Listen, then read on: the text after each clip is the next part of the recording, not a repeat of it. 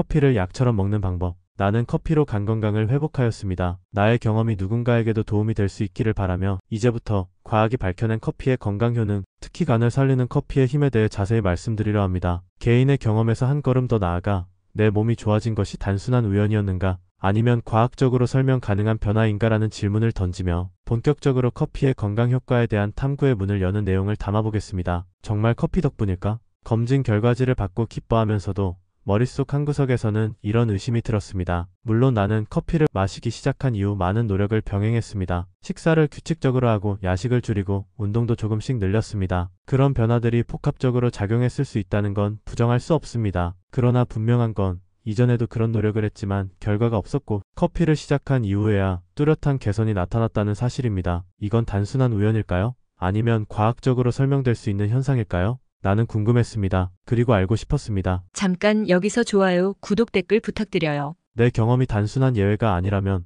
분명히 그 안에 의학적 생리학적 근거가 있어야 했습니다. 그래서 나는 본격적으로 논문과 학술 자료를 찾기 시작했습니다. 영어 논문은 물론이고 국내 의학학회지, 일본과 유럽의 임상연구, WHO와 미국 간질환연구재단의 발표 자료 등 가능한 모든 자료를 수집했습니다. 그리고 놀랍게도 이미 세계는 커피와 간 건강의 상관관계를 적극적으로 연구하고 있었다는 사실을 알게 되었습니다. 2014년 미국 국립보건원 NIH와 하버드 공중보건대학이 공동으로 수행한 대규모 코호트 연구에서는 커피를 하루 3잔에서 5잔 마시는 사람이 사망 위험률이 가장 낮았고 특히 간질환으로 인한 사망률은 뚜렷하게 감소했다는 결과를 발표했습니다. 카페인이든 디카페인이든 관계없이 비슷한 결과가 나타났다는 점은 커피 속 다른 생리활성 물질들의 작용 가능성을 보여주었습니다. 커피에는 클로로겐산, 카페스톨, 카웨올 등 간세포를 보호하는데 효과적인 항산화 성분이 다량 포함되어 있습니다. 이들 성분은 간의 해독 효소를 활성화하고 염증을 줄이며 간 조직의 섬유화 진행을 억제하는 것으로 밝혀졌습니다. 특히 카페스톨과 카웨올은 간암 예방 연구에서도 주목받는 성분으로 실험 쥐를 대상으로 한 연구에서는 간세포의 변형을 억제하는 효과가 관찰되었습니다. 물론 이 두 성분은 종이 필터가 없는 방식, 예를 들어 터키식, 프렌치프레스 등에서 더 많이 섭취되지만 그 외의 커피 성분만으로도 충분히 간에 긍정적 효과가 나타난다는 연구도 많습니다. 세계적으로 인용되는 또 다른 연구는 2017년 유럽간학회 ASL에서 발표된 자료입니다. 26개국에서 43만 명을 대상으로 진행된 조사에서는 정기적으로 커피를 마시는 사람은 간 효소 수치가 더 안정적이고 간경변 및 간암의 발병률이 현저히 낮았다는 통계가 나왔습니다. 여기서 주목할 점은 술을 마시는 사람들 중에서도 커피를 마시는 그룹의 간 기능이 더 나았다는 점입니다. 다시 말해 커피가 단순히 간의 부담을 덜어주는 수준이 아니라 간의 손상을 직접적으로 억제하고 회복을 도울 수 있는 식품이라는 것입니다. 이 모든 자료를 접하면서 나는 확신하게 되었습니다. 내 간이 회복된 것은 단순한 우연이 아니었다는 사실을. 커피는 나에게 있어 단순한 음료가 아니라 과학적으로 검증된 건강 지원 도구였던 것입니다. 그리고 이 지점부터 나는 이 경험을 단지 나만의 비밀로 간직할 수 없다고 느꼈습니다. 다음은 커피 속의 주성분들이 어떻게 간을 도와주는지, 커피의 생화학적 힘에 대해 이야기하겠습니다. 우리가 매일 마시는 커피 한 잔 속에는 놀라운 생리활성 물질들이 숨어 있습니다. 그 향과 맛 뒤에는 간을 보호하고 회복시키는 힘이 담겨 있는 것입니다. 이제부터는 커피에 들어있는 성분들이 어떻게 간에 작용하여 건강을 회복시켜주는지 하나씩 살펴보겠습니다. 1. 클로로겐산. 클로로겐산은 커피에 풍부하게 들어있는 대표적인 폴리페놀 성분입니다. 항산화 효과가 매우 뛰어나고 인슐린 감수성을 개선하며 지방간의 원인 중 하나인 지질 축적을 억제하는 데도 효과가 있다는 연구 결과가 다수 존재합니다. 2013년 저널 오브 애그러컬처럴 앤드 푸드 케머스트리에 실린 한 연구에 따르면 클로로겐산은 간 세포의 염증 유전자 발현을 억제하고 간의 지방 침착을 감소시키는 효과가 확인되었습니다. 즉 클로로겐산은 비알코올성 지방간 NAFLD나 대사성 질환에 의한 간 기능 저하를 겪는 사람들에게 매우 유익한 물질입니다. 이 카페스톨과 카웨올, 이 두 성분은 커피 원두의 오일 성분에 포함되어 있으며 일반적으로 종이 필터를 사용하지 않는 커피, 예를 들어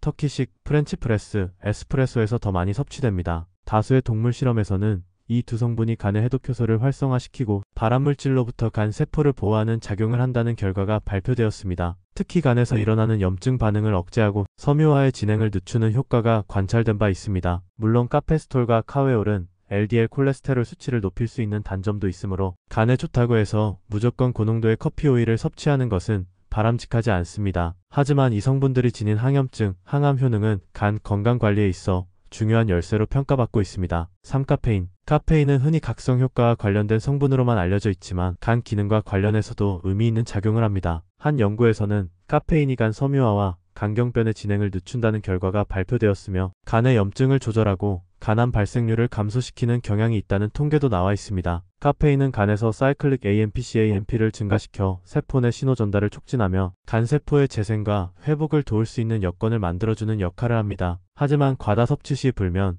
심박수 증가 등 부작용이 있으므로 적정량 하루 200에서 400mg 이내를 지키는 것이 중요합니다. 사트리고넬린. 이 성분은 커피의 독특한 향을 만드는 데 기여하는 물질로 간접적으로 간에 도움이 되는 역할을 합니다. 트리고넬린은 혈당을 낮추고 항균 작용과 신경 보호 효과가 있으며 특히 당뇨병성 간 손상을 억제하는 데 도움이 될 수 있습니다. 오비타민, B군, 마그네슘, 칼륨 등 미량 영양소. 커피에는 소량이지만 간에 중요한 비타민 B3, 나이아신, 마그네슘, 칼륨 등이 포함되어 있습니다. 이들은 간세포의 대사 활동을 지원하고 전반적인 해독 기능을 돕는 데 관여합니다. 특히 나이아신은 간의 지방 대사와 밀접한 관계가 있어 지방간 치료제로도 사용됩니다. 커피의 성분이 이렇게 강력한 힘을 가지고 있다는 사실은 놀랍지만 아무 커피나 마신다고 해서 모두 이 효과를 누릴 수 있는 것은 아닙니다. 성분의 농도와 흡수율은 커피의 종류, 원두의 품질, 로스팅 정도, 추출 방식에 따라 크게 달라집니다. 예를 들어 과하게 탄 커피는 항산화 성분이 파괴될 수 있으며 설탕이나 크림이 첨가된 커피는 오히려 지방간을 악화시킬 수 있습니다. 따라서 건강을 위한 커피 복용은 마치 약처럼 올바른 처방과 방식이 필요합니다. 1. 어떻게 마셔야 간에 좋은가? 커피가 간에 좋다고 해서 하루에 5잔, 6잔씩 마셔도 될까요? 내가 커피로 간 건강을 회복했다는 이야기를 하면 가장 먼저 듣는 질문 중 하나입니다. 많은 사람이 커피를 무조건 많이 마시면 건강에 좋다고 착각하지만 실은 어떤 방식으로 마시는가에 따라 그 효과는 천국과 지옥처럼 갈릴 수 있습니다. 여기에서는 간에 좋은 커피 복용법을 중심으로 과학적으로 검증된 섭취 방법을 자세히 소개하겠습니다.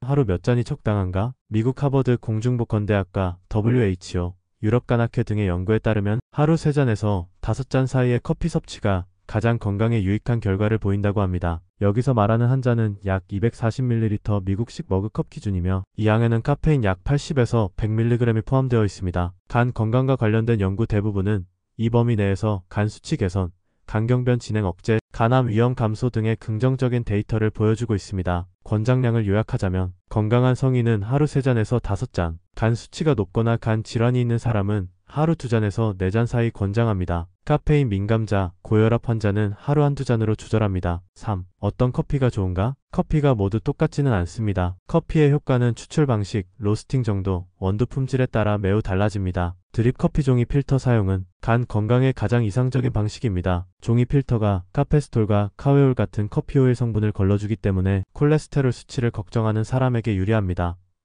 항산화 성분인 클로로겐산은 유지되므로 간보호 효과는 유지됩니다. 에스프레소, 프렌치프레스, 터키식은 커피 오일 성분이 더 많이 남아있어 카페스톨, 카웨올을 더 많이 섭취하게 됩니다. 콜레스테롤이 높은 사람은 주의 필요, 하지만 항염 효과는 더 강할 수 있습니다.